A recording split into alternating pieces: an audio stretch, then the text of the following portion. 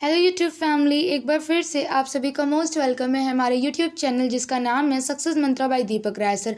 आज की आपकी जो वीडियो है ये बहुत ही ज़्यादा स्पेशल होने वाली है क्योंकि ऐसे स्टूडेंट जो कि राजस्व लेखपाल की तैयारी कर रहे हैं और उन्हें ग्रामीण परिवेश के पोर्शन में से कुछ चीज़ें नहीं समझ में आती। एज लाइक मैं आपको बताऊँ कि बीघा, बिस्सा, कचवासी, बिस्वासी, ऐसी वीडियोज़ में ऐसी चीज़ें जो कि आपको नहीं समझ में आती है, उन्हीं स्टूडेंट्स की कन्फ्यूज़न को दूर करने के लिए आज हमने सारे डाटा को कवर करके एक वीडियो में आपको प्रोवाइड करने की कोशिश की है। तो ये वीडियो आपकी बहुत ही ज़्यादा स्पेशल होने वाली है। वीडियो को बिल्कुल स्किप मत करिएगा, वीडियो को आप एंड तक देखिएगा एंड लास्ट में हमें कमेंट सेक्शन में ज़रूर बताइएगा कि आज की ये स्पेशल वीडियो आपको कैसे लगी।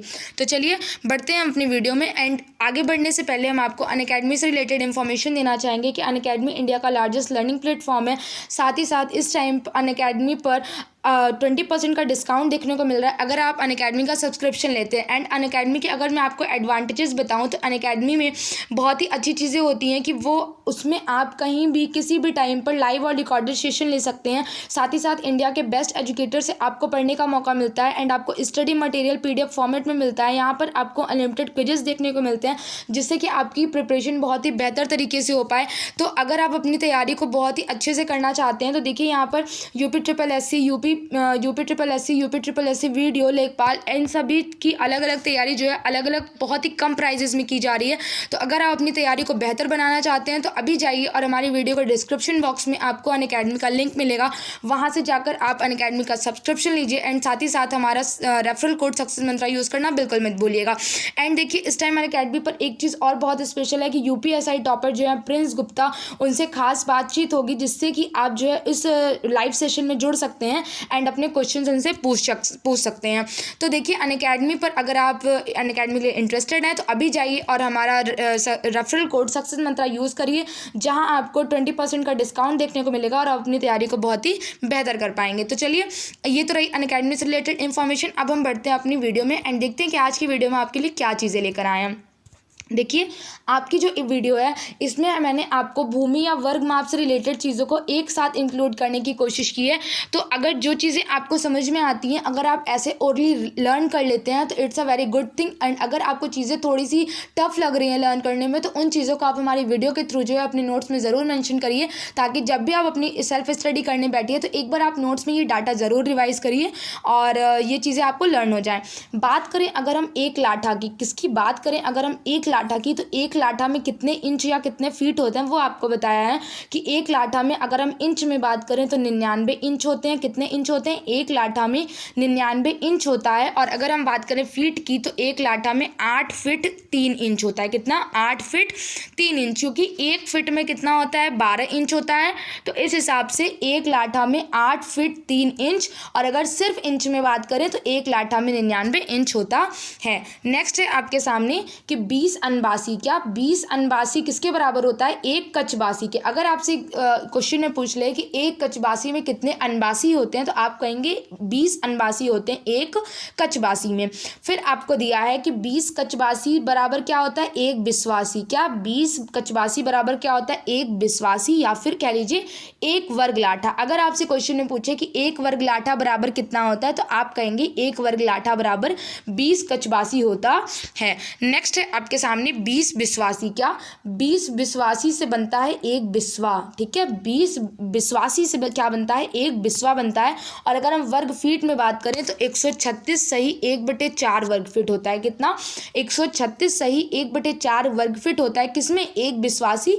और एक बिस्वासी बराबर क्या होता है? एक बिस्वा। और इसे कभी कभी हम लोकल लैंग्वेज में यूज़ करते हैं कि 5 लाठा लंबा और 4 लाठा चौड़ा, इसको हम क्या बोलते हैं? एक बिस्वा बोलते हैं। मतलब लोकली लैंग्वेज में जब हम कभी पूछते हैं कि एक बिस्वा बराबर कितना होता है तो हम इजी वे में कहते हैं कि 5 लाठा लंबा होना चाहिए और 4 लाठा चौड़ा होना चाहिए। आगे देखते हैं। आगे आपसे कह रहा है 20 बिस्वा में कितने बीघा। तो 20 बिस्वा में कितने बीघा? एक बीघा। याद रखिएगा 20 बिस्वा में कितना होता है? एक बीघा। और वर्ग गज की बात करें तो 20 बिस्वा में कितना होता है? 3025 वर्ग गज, जो कि क्या बनता है? एक बीघा बनाता है। यानी वर्ग गज में एक बीघा कितना होता है? 3025 वर्ग गज। और एक बीघा में कितना बिस्सा? तो आप कहेंगे एक बीघा में 20 बिस्वा। ठीक है, आई होप कि आपको हमारी ये सारी चीज़ें समझ आ रही होंगी। नेक्स्ट आपसे कह रहा है एक गज इलाई। क्या कह रहा है? एक गज इलाई, तो 1 गज इलाई में 33 इंच होता है। कितना? 1 गज इलाई बराबर क्या होता है? 33 इंच होता है। और अगर हम बात करें 66 गज इलाई की, कितने की? 66 गज इलाई की, तो 66 गज इलाई में 55 गज होता है। कितना होता है? 66 गज इलाई में 55 गज होता है। अब ये बहुत ही इंपॉर्टेंट है, जो कि एग्जाम में हमेशा आपसे पूछ लिया जाता है कि कच्चा बीघा और पक्का बीघा। तो ये चीज़ आप बहुत ही कॉन्सेप्ट इस चीज़ का क्लियर रखिएगा कि एक कच्चा बीघा बराबर क्या होता है? 1008 वर्ग गज और 3 वर्ग फुट होता है। मतलब एक कच्चा बीघा बराबर 1008 वर्ग गज और 3 वर्ग फुट, इसे हम क्या कहते हैं? एक कच्चा बीघा। और अगर हम बात करें एक पक्के बीघे की, तो एक पक्के बीघे में 3 कच्चा बीघा आता है। ठीक है, समझ गए होंगे आप कि हम क्या बोलना चाह रहे हैं। अभी तक हमने आपको बीघा और बिस्वा क्लियर किया था, लेकिन अब है बारी कच्चा बीघा की और पक्का बीघा की। तो जो कच्चा बीघा होता है वो तो 1008 वर्ग गज और 3 वर्ग फुट हो गया, लेकिन जो एक पक्का बीघा होता है उसमें 3 कच्चे बीघे आते हैं। और बिस्से में बात करें तो एक पक्का बीघा बराबर 20 बिस्वा। और अभी हमने आपको बताया था कि 20 बिस्वा या फिर एक बीघा में क्या होता है? 3025 वर्ग गज होता है। और अगर हम कच्चे बीघे की बात करेंगे तो आप कहेंगे कि एक पक्का बीघा बराबर क्या होता है? 3 कच्चा बीघा। और एक पक्का बीघा में कितना बिस्वा? 20 बिस्वा। और अगर वर्ग गज में बात करें तो आप क्या कहेंगे? 3025 वर्ग गज। ठीक है, तो आई होप कि आपको ये चीज़ें समझ में आई होंगी। आगे बढ़ते हैं। आगे आपसे कह रहा है गंटरी जरीब के बारे में कि गंटरी जरीब की जो लंबाई होती है वो कितनी होती है। बहुत ही अच्छी चीज़ें बताई गई हैं कि गंटरी जरीब की लंबाई कितनी होती है। फिट में आप याद रखिए, गंटरी जरीब की लंबाई 132 फिट होती है। अब नेक्स्ट है आपके सामने कि चकबंदी का वास्तविक कार्य कौन करता है। मतलब बात करें चकबंदी करने की, तो चकबंदी का जो वास्तविक कार्य है वो कौन करता है। तो आंसर आप याद रखिएगा, चकबंदी लेखपाल, क्योंकि चकबंदी लेखपाल का काम ही होता है, वो सारे चकबंदी की चीज़ों को देखता है। नेक्स्ट है आपके सामने शाहजहानी जरीब। किसकी? शाहजहानी जरीब की कुल लंबाई कितनी होती है? 165 फिट होती है। कितनी होती है? 165 फिट होती है। दोनों में आप अंतर याद रखिएगा। जो गंटरी जरीब होती है उसकी लंबाई कितनी होती है? 132 फिट होती है, लेकिन जो शाहजहानी जरीब होती है उसकी कुल लंबाई कितनी होती है? 165 फिट होती है। आगे बढ़ते हैं। आगे आपसे कह रहा है कि उत्तर प्रदेश में जोत चकबंदी अधिनियम, क्या? उत्तर प्रदेश में जोत चकबंदी अधिनियम कब बना? 1953 में। कब बना? 1953 में। उत्तर प्रदेश में जोत चकबंदी अधिनियम की कब बना? 1953 में। आप सन जरूर याद रखिएगा, क्वेश्चन में आपसे पूछ सकता है। अगला कह रहा है कि खसरे में कुल कितने खाने या कॉलम होते हैं। खसरा जो होता है, खसरा और खतौनी के बारे में हम हमेशा सुनते हैं, तो खसरे में कुल कितने खाने या कॉलम होता है, ये आपसे पूछा है। तो आप याद रखिए कि खसरे में टोटल 22 कॉलम होते हैं। कितने होते हैं? टोटल 22 कॉलम्स होते हैं। और अगर हम बात करें खतौनी की, तो खतौनी में कुल कितने खाने होते हैं? टोटल 13 कॉलम होते हैं। कितने होते हैं? 13। याद रखिएगा कि खसरे में कुल कितने खाने होते हैं? 22 खाने होते हैं।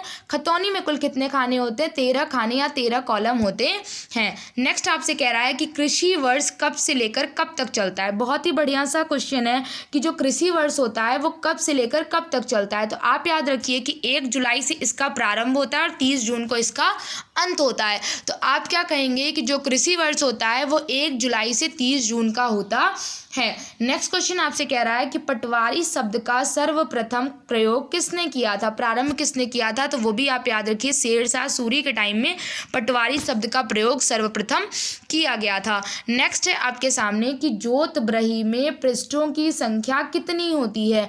बात करें अगर हम जोत बही खाते की, तो उसमें पेजेस की संख्या यानी पृष्ठों की संख्या कितनी होती है? टोटल 16 पृष्ठ होते हैं। नेक्स्ट है आपके सामने जमींदारी प्रथा का प्रारंभ किसने किया था। तो आप याद रखिए कि जमींदारी प्रथा का प्रारंभ सर्वप्रथम लॉर्ड कॉर्नवालिस के समय पर किया गया था। क्या याद रखेंगे? जमींदारी प्रथा का प्रारंभ जो है सर्वप्रथम लॉर्ड कॉर्नवालिस के समय में किया गया था। अब बात करें राजस्व परिषद की स्थापना कब की गई थी। उत्तर प्रदेश राजस्व परिषद की स्थापना कब की गई थी? 1831 में। कब की गई थी? 1831 में राजस्व परिषद की स्थापना की गई थी। अगला आपसे कह रहा है कि तहसील दिवस कब, तहसील दिवस का आयोजन कब होता है। देख सकते हैं आप कि ऐसे क्वेश्चन जो लेखपाल के एग्जाम के लिए बहुत ही ज़्यादा इंपॉर्टेंट और हेल्पफुल हो सकते हैं, हमने उन सारी चीज़ों को आपको एक ही वीडियो में कवर करवाने की कोशिश की है। तो बिल्कुल भी वीडियो को स्किप मत करिए, वीडियो में बहुत सारी सारे इंपॉर्टेंट चीज़ें आपके लिए, वीडियो को आप लास्ट तक देखिएगा। तहसील दिवस का आयोजन कब होता है? तो प्रत्येक महीने की प्रथम और तीसरे मंगलवार को, यानी फर्स्ट एंड थर्ड जो ट्यूसडे होता है उसमें जो है हर वीक में हर मंथ में क्या होता है, फर्स्ट एंड थर्ड जो ट्यूसडे होता है उसको तहसील दिवस बनाया जाता है। बढ़ते हैं, देखते हैं आगे हमारी वीडियो में क्या कह रहा है। ये देखिए, ये एक बहुत ही अच्छी सी चीज़ दी गई, इसको कहते हैं ज़रीब। क्या कहते हैं? ज़रीब कहते हैं। और ज़रीब से हम भूमि मापन करते हैं, यानी सरकारी तरीके से, सरकारी तौर पर जो लीगल तरीका होता है भूमि मापन का, पहले गट्ठे से होता था जो कि बांस का बनाया जाता था, लाठा से होता था, लेकिन अब जो है ऑफिशियल तरीके से किसी भी भूमि का मापन हो, किसी भी खेत का मापन हो, हम किससे करते हैं? ज़रीब से करते हैं। और ज़रीब कुछ ऐसा दिखता है। कैसा दिखता है? ज़रीब कुछ ऐसा दिखता है। ये लोहे की कड़ियों से बनाया जाता है। ठीक है।